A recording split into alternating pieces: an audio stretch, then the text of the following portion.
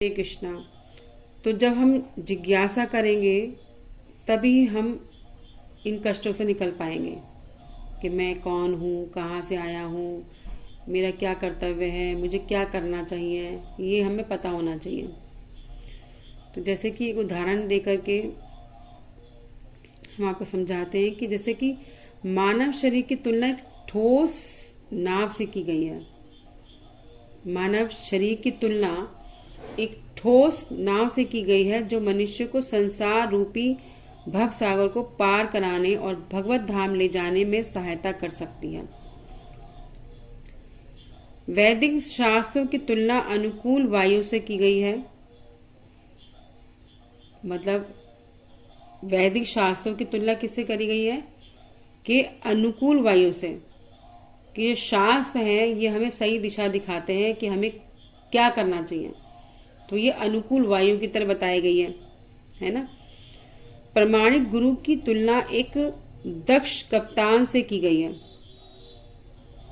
प्रमाणिक गुरु जो है उस नाव को चला रहे हैं, वो दक्ष क्या है, कप्तान है। उसके हाथ में है ये कि वो किस तरीके से किस दिशा में लेकर के जाए। और जो नाव का अनुवेषण कर सकता है, अनुवेषण यानी निरीक्षण कर सकता है तथा इसे वांछित लक्ष्य की ओर ले जा सकता है। अनंत दिव्य आनंद को प्राप्त करने के इस अवसर का लाभ न उठाने वाला मनुष्य स्वयं को धोखा दे रहा है और स्वयं की आत्मा का हंता यानी कि उसका क्या कर रहा है, पतन कर रहा है ना। अतः मानव शरीर में कष्टों का कारण तथा जीवन का वास्तविक लक्ष्य ही जिज्ञासा के सही विषय वस्तु है।